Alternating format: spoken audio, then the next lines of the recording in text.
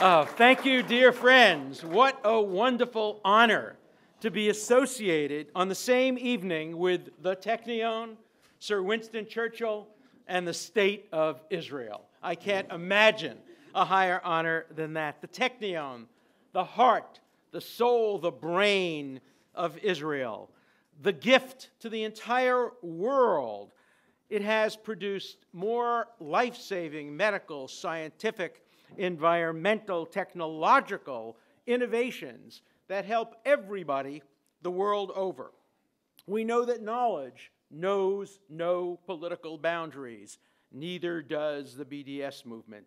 And I completely associate myself with the President's statement that the best response to BDS is to make Israel's technology so indispensable that no one can do without it. I recently challenged Stephen Hawking to a debate on the BDS movement. He did not accept my challenge, and I think one of the reasons he couldn't accept my challenge is he speaks through an instrument that was developed in Israel. Now, I am so pleased to have an honorary doctorate from this wonderful institution. You know, we have a school in Cambridge, which is called MIT, and it's known as the American Technion. So it is a great, great institution. And to be associated with Sir Winston Churchill, I don't know whether Sir Winston Churchill would have admired me, but I have to tell you, I admire him so enormously. I have a picture, an original Karsh photograph that I actually bought in a flea market in Martha's Vineyard, hanging at the center of my office. And I have a tiny, tiny little bust of Winston Churchill that I once bought, which will now be replaced by this beautiful, beautiful bust of this great man who I just admire so much. Now, Martin Gilbert quotes Churchill's friend, General Sir Edward Lewis Spears, pointing to Churchill's one flaw, quote, "He was a bit too fond of the Jews." That was deemed to be a criticism of Churchill.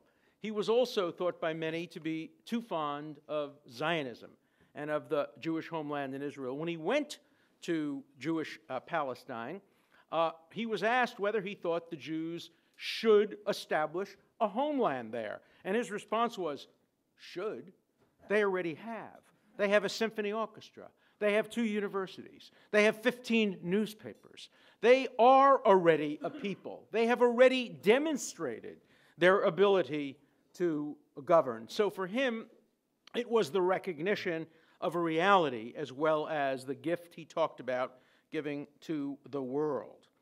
He was fond of Israel. I think he took great pride.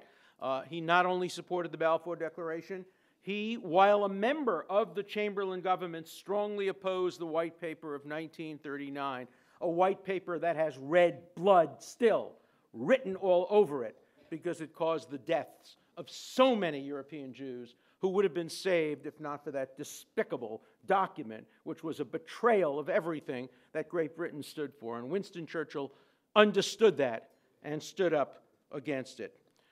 We live in a Churchillian age of great danger.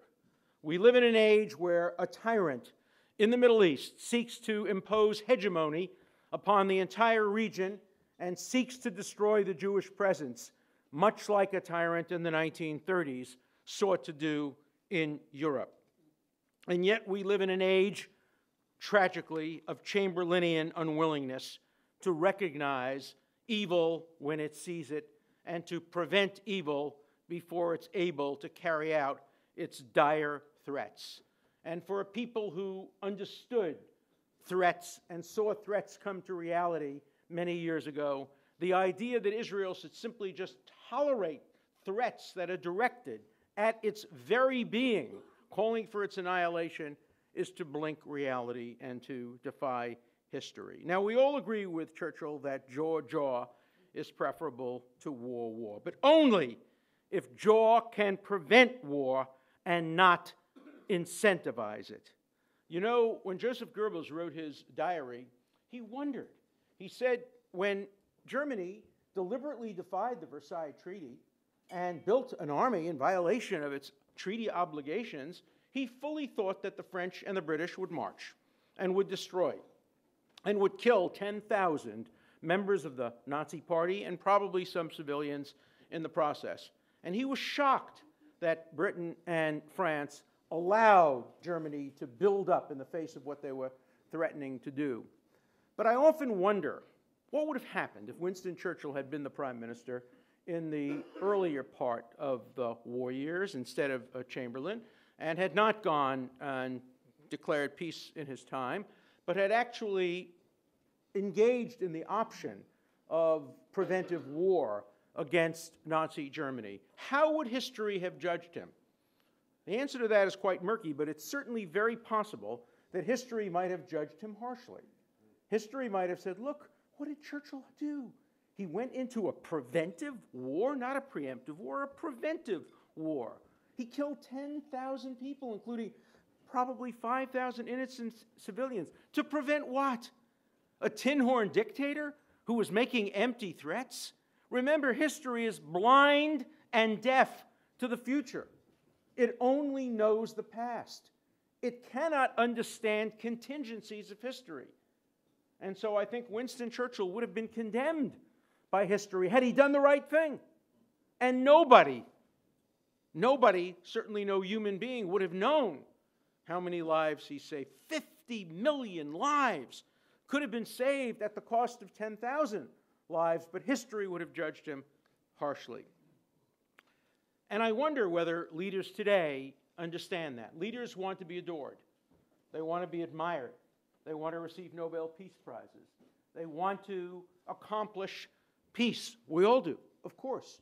But how many leaders have the courage of their convictions to not only do the right thing when current attacks would be leveled at that leader, but also when the unchangeable verdict of history would be against that leader? It takes an enormous amount of courage to defy current assessments. It takes an even greater amount of courage to defy what will be a historical legacy that might prove to be negative. We need such leaders today, and that's why I have so much admiration for Winston Churchill. And if one could go back in history, I was very pleased, of course, with Elie Wiesel's statement, but if there had been even one Winston Churchill who had been the Prime Minister of Israel in the early and middle 30s, I think much more could have been done to prevent the disasters that followed.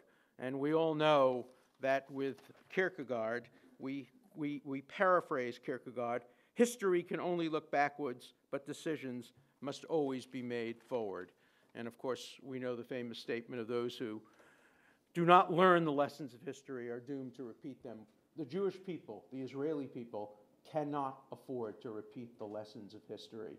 And so we must make calculated decisions. We, I mean the United States, the free world, Great Britain, and the nation of Israel. Turning to Israel, no country in the history of the world has produced more good to humankind in 66 years than the nation state of the Jewish people in Israel. I challenge anybody to name a country in 66 years that has contributed so much to the health and welfare of the world today. I challenge anybody to come up with the name of a single country faced with the kinds of threats that Israel faces, internal and external, that has ever had a better record of human rights, a better record of compliance with the rule of law, a better record of civil liberties. Is Israel perfect? No. Were I an Israeli, I'd have a lot to complain about within Israel itself. But I'm not an Israeli, and I must apply a single standard to Israel. When I make speeches on college and university campuses, I point my finger at the audience and I say, name a country, name any country faced with comparable threats that has ever had a better record. I have never had anybody shout out a name because they know they would seem foolish. They know they would seem foolish. Even in Great Britain. Nobody has ever shouted that. Look at what Great Britain did with Kenya. Look at what Great Britain did with Northern Ireland. There is no country that has a better record. Now, there are some countries that have pretty good records. But Israel's record, no country can boast a better record faced with comparable threats. And yet, when a poll was taken not so long ago of 35,000 people in most of the countries of Europe, they asked to name the worst countries in the world and the best countries in the world without particular standards. The worst countries in the world were Iran, Afghanistan, North Korea, and Israel. The two best countries in the world, ironically, were Germany and Japan. Think about that. Think about that. Who could have predicted 75 years ago that inversion? And you ask why. And the reason is because this is a subject about which there is no nuanced discussion. You find nuanced discussion in Israel. You do not find nuanced discussion about the Middle East in university campuses. You do not find it in Great Britain. You do not find it in my country. It is a debate of extremes. Name-calling, BDS, apartheid, Nazi-like, or perfection.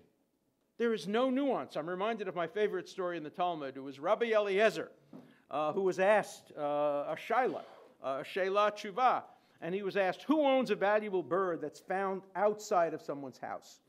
Rabbi Eliezer says the halacha is if it's found more than 100 amos from the house, it belongs to the person who found it. But if it's found within 100 amos of the house, it belongs to the person in whose house it was found. And a young student said, but Rabbi Eliezer, what if 1 foot of the bird is on one side of the 100 and the other foot of the bird? And the Talmud says for asking that kind of question, he was thrown out of the yeshiva. Now, I love that Talmudic point because I went to yeshiva. I would always ask those kinds of questions, and I was frequently thrown out. The reality of life is that we live in a world where 1 foot of the bird is often on one side of the line, and 1 foot of the bird is often on the other side of the line. With Israel, I think the foot of the bird on the side of righteousness is much larger than the foot of the bird on the side of unrighteousness. But we need nuance. But discussions of Israel lack nuance. Let me give you a few examples. One, Israel, everybody knows, has the best record of how they treat gays, transgender, lesbian people. And so the New York Times ran an op-ed about, a year and a half ago, 2 years ago, by a Jewish woman, radical lesbian, who says, sure, Israel treats gays very well. That's because it's pinkwashing the way it treats the Palestinians. Pinkwashing, a variation of whitewashing, saying the only reason Israel does good things for gays is to cover up the bad things it does for Palestinians. So there's nothing good Israel can do. Today's New York Times has a story, and the Haaretz had a story as well, saying that Israel is now being accused, essentially, of collaborating with some of the Syrians. And then you read the body of the story. It's they're bringing them to hospitals to treat them. Even treating wounded Syrians has a negative. Israel's conducting 8 investigations today of potential. The New York Times heads its story, faced with external investigations, Israel investigates. They can't do anything just because it's the right thing to do. No nuance with these discussions. It's remarkable because every domestic issue in Israel becomes an international conflict or an international crisis. Now take the nationality law. I don't like the nationality law. I don't think it's necessary. I would like to propose myself a variation of the nationality law, and I've sent my proposal into the government of Israel, and my proposal would read, consistent with the Declaration of Independence, Israel reaffirms its status as the democratic nation-state of the Jewish people with equality and religious freedom for all. Reaffirms, consistent with the Declaration of Independence. What's new? Nothing's new. Status quo. Okay, it's a democracy. Will that prevail? Won't it prevail? I don't know. But if it doesn't prevail, the worst thing will happen. Israel will become like England. England has an established church. In England, officially, everybody but Anglicans are second-class citizens. Virtually every country in Europe has an established church. The Irish Constitution starts that the Trinity is the source of all goodness, power, and law.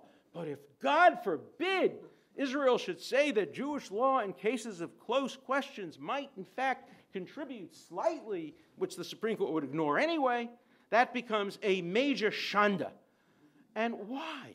Why does everything Israel do domestically become the business of the world?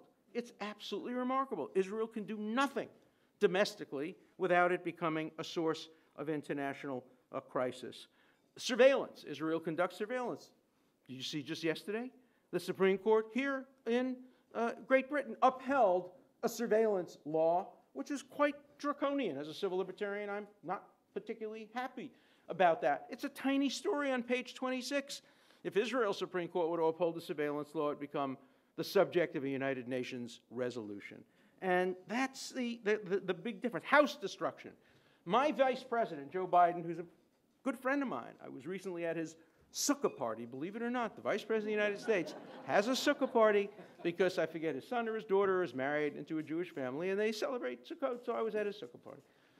He goes to the Saban conference yesterday, and he complains about Israel's house destruction because it constitutes collective punishment. Has he ever checked American law?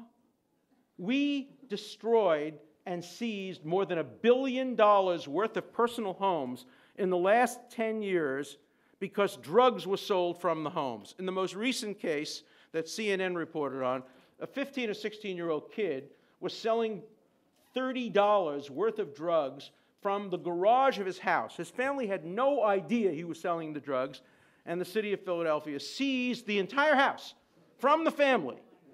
Joe Biden, look inside. Look at our country first before you criticize Israel.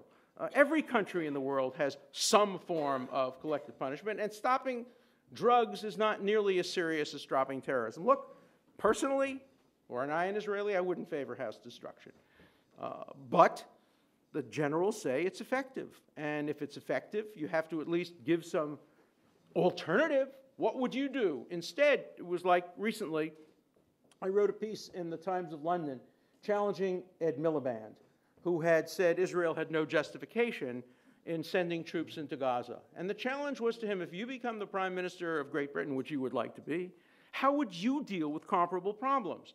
If you had tunnels coming underneath your houses and schools, and you saw those tunnels of death, the one I was in just before the war began was just yards away from an Israeli kindergarten with 57 children in it.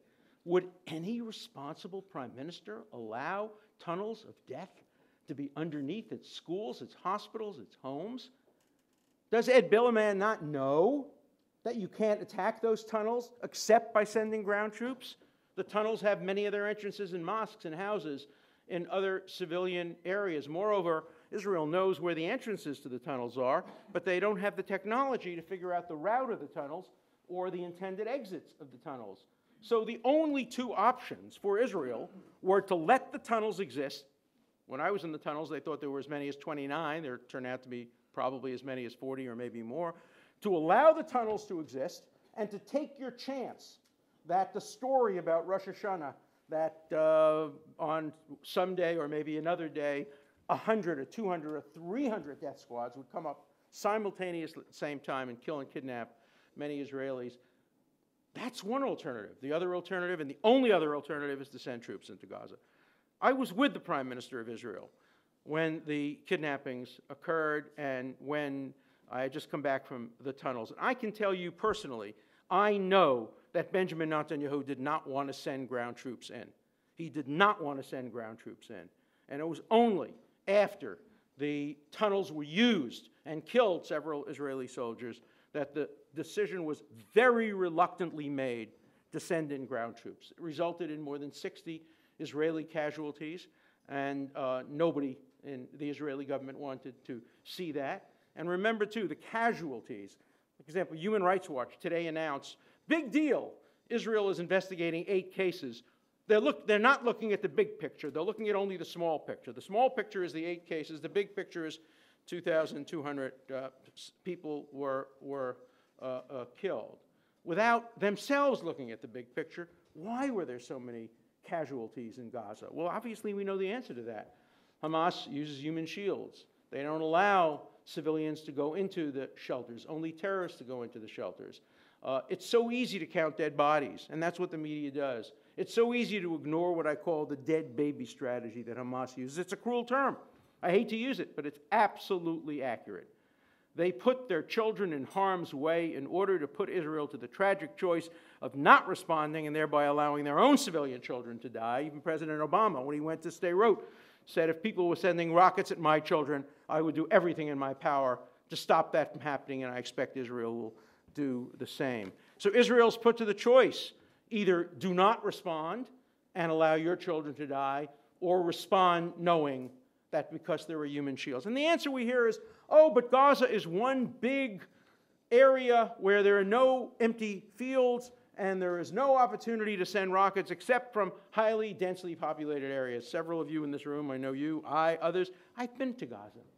Gaza is filled with empty spaces, including the areas left when Israel abandoned Gaza in 2005. They still remain relatively empty. There's much farmland. The areas between the very crowded cities and towns, by the way, not nearly as crowded as London or New York, but quite crowded. But the areas between Gaza City and there are empty areas. So Hamas was asked that question. And the answer was, we can't fire from empty areas. Israel would shoot us down. Well, that's what you're supposed to do when you're soldiers. When you're soldiers, you're supposed to put your life at risk. We all know the difference between the Israeli military and Hamas. The Israeli uses its soldiers to protect its civilians, while Hamas uses its civilians to protect its soldiers.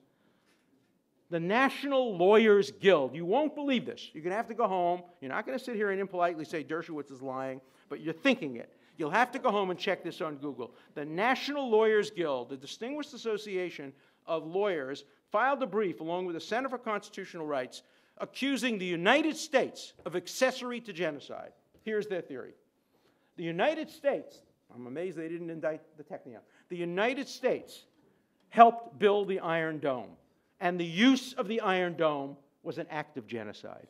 Can you imagine? These are people who would say that the swords that were beaten into plowshares became acts of genocide. The idea that the Iron Dome that saved so many lives, which is not an aggressive weapon, is an act of genocide. Only people could say that about Israel. They wouldn't say that about any other country. You know, there's an old ad, I don't know if they had it in England, but they had it in the United States, and it had a picture of a brain. And then it said, this is your brain. And then it said, this is your brain on drugs, and it showed scrambled eggs and all a messy, messy thing. I often think, this is your brain on Israel. When people start thinking about Israel, their brains stop functioning. Their hearts stop functioning. Their souls get turned off. And as a professor, as an academic, it is appalling to me to see the level of debate and discussion that occurs not only on the campuses outside the classroom, but in the classroom. From the sacred lectern of learning, where teachers teach that Israel is an apartheid state. They don't simply raise the question. They teach it, and they grade their students based on answers. We have documented case after case where students have been turned down for applications to write PhDs, one here in England. We've had cases all over the United States where students have been graded down because teachers said, no, no, this is not acceptable. We had a teacher in Columbia who, a student raised his hand, and the teacher said, you're an Israeli, aren't you? Yeah. Have you served in the army? Yeah. I will not call on you in my classroom unless you acknowledge that you committed genocide and war crimes. This is at Columbia University. You should see the film. It's called Columbia Unbecoming, and it has documented case after case of this. This is a distortion of academia. This is a distortion of truth. This is a distortion of the most basic values of any kind of education. So, what's the answer? What's the answer? Where do we go? Where do we go from here? We have to fight against the double standard. We have to fight against the divestment, boycott, sanction movement. We have to fight against the United Nations singling out Israel. And by the way, the victim of the United Nations, Israel is only the secondary victim. The primary victim of the United Nations' extraordinary focus on Israel are the 6 million people who have died in preventable genocides since we said never again. Since we said never again, 6 million additional people have been killed in Rwanda and Darfur and Cambodia. Just think back to the years of the Cambodian genocide. That was the year 1975. Remember 1975? What was the UN doing in 1975? Not a single resolution condemning Cambodia. Not a single one, but a resolution equating Zionism with racism. Who was the victim of that? Not Israel. Israel knows it's not racist.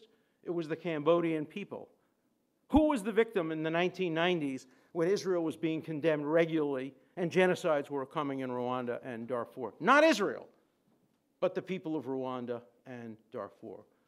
So when people stand up to me and they say, we care about the Palestinians because we care about human rights, I say you're a liar. You don't care about human rights. I never saw you at a demonstration on Darfur. I never saw you. You only care about Israel. You only want to demonize, delegitimate, and divest from Israel. If the Palestinian people were not being allegedly oppressed by the nation state of the Jews, or as Ambassador Tao put it, the Jew among nations, there would be very little concern for the Palestinians. Look at the Kurds. The Kurds have a much stronger case for statehood, much stronger case. They were promised statehood in the Treaty of Sevres. They have many more of them. There's no other Kurdish country in the world. They are a unique people. They haven't, for the most part, used terrorism. But how many people care about? Is there a day to recognize Kurds at the UN? Is there a special committee for Kurds at the UN? No, it's only the Palestinians who have dominated the UN concern. And so this triple D, as Natan Sharansky puts it, demonization, double standard, BDS.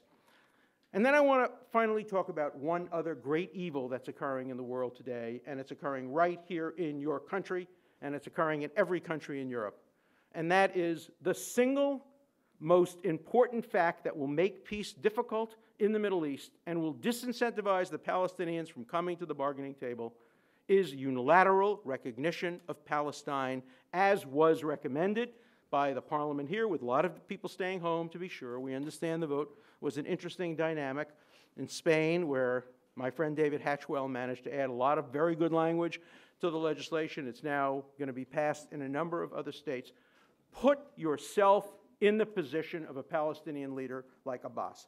And let's assume that you believe, as I do, that Abbas would like to achieve some kind of a peace. Think about how much more difficult it is for him to make peace when you have these unilateral recognitions of the Palestinian state. What his people are saying to him is, you're going to give up the right of return? You're going to compromise? You're going to allow Israel to keep Ma'ale Adumim? Why? We're getting what we want without giving up anything. Why should we go to the bargaining table? When you think of the difference between Northern Ireland and England, why did the Northern Ireland-England issue get resolved the way it got resolved in the Good Friday Resolution? Because the world was not condemning England repeatedly and repeatedly and repeatedly. They were not giving the radicals in Northern Ireland an opportunity to say, well, let's just wait, let's just wait. There was condemnation on both sides. There was an attempt not to demonize one side. There was an attempt to really resolve the issue, and it got resolved. So I believe the single greatest barrier to a negotiated peace in the Middle East today, there have been many barriers in the past, is this unilateral movement to recognize Palestine, particularly when it's unconditional. And the world has a short memory. You ask my students, you ask people who are my children's age, my grandchildren's age, did you know how many times Israel offered a two-state solution or agreed to a two-state solution? Were you aware that in 1938 the Peel Commission recommended Israel, the pre-Israel society said yes, the Arabs said no? Well, you realize that in 1948 a two-state solution was proposed by the UN, Israel said yes, all the Arab countries said no. Do you know that in 1967 Israel accepted Resolution 242? And the Palestinians and all the Arab states went to Khartoum and said, no, no, no, no negotiation, no peace, no recognition. Do you know that? And you go over and over and over again. And you go to 2008, and you say, 2008, you were already in college. Do you know that Ehud Olmert in 2008 made a peace proposal to Abbas in which he offered 6.3% of the West Bank would be held by Israel, Ma'ale Adumim, some of the other areas, and that the Palestinians would get 6.3 and 5.8% in exchange, plus the most valuable piece of land anywhere that the Palestinians can own. That is a tunnel between Gaza and the West Bank. Did you know that that was offered? Did you know that Israel offered a symbolic right of return, 1,000 people a year, up to 5,000? And that was a negotiation position. If the Palestinians had come back and said 10,000, 20,000, I suspect the answer would have been yes. Why do you boycott, sanction, and divest from the party that offers peace instead of from the party that consistently rejects peace? That is, we talked from the ambassador about the 3 types of negotiation, across the table, side. This is under the table. This is just ridiculous. This violates every rule of negotiation. You incentivize the side that refuses to make peace, not to make peace, and you disincentivize the side that wants to make peace from making peace. It makes absolutely no sense, and it wouldn't happen if it weren't for Israel. Now, I'm not here talking about criticism of Israel. I criticize Israel. Were I an Israeli, I'd criticize Israel more. As an American, I feel I have to apply an absolute single standard. Israelis have a right to apply a double standard to their own country the way I have a right to apply a double standard to the United States, and you have a right to apply a double standard to your own country. Criticism is good. It's this demonization and delegitimation and divestment that has to be fought. Now, people ask me, am I a pessimist or an optimist? You know, the Middle East has its own unique definition. In Israel, a pessimist is one who says, things are so bad they can't possibly get worse. An optimist says, yes, they can.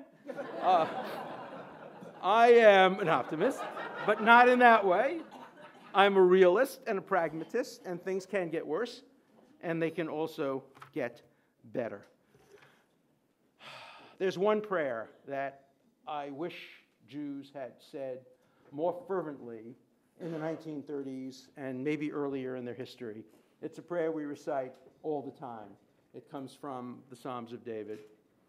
Hashem oz li amo yitain, Hashem yivarech et amo b'shalom. God will give the Jewish people oz, strength. And the way I interpret it, at least, only then will the Jewish people be able to have peace. History has proved that Jews need strength.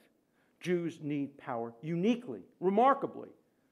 Before the Holocaust, when Martin Buber wrote to Mahatma Gandhi and said, please support us, please help us, you support, he said, no, I'm not going to help you. You have morality on your side, that's all you need.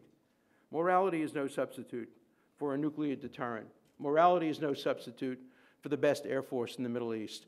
We should never, ever be ashamed of using power in the interests of goodness.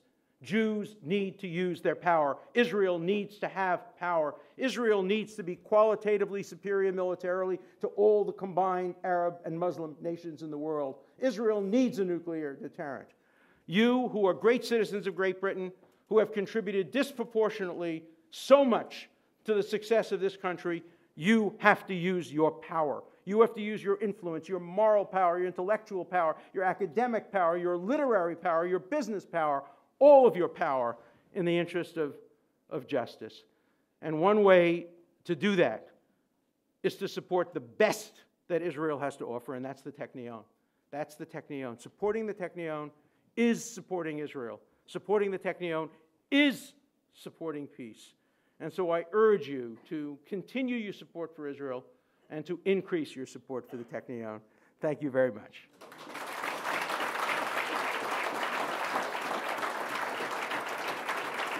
Thank you. Thank you.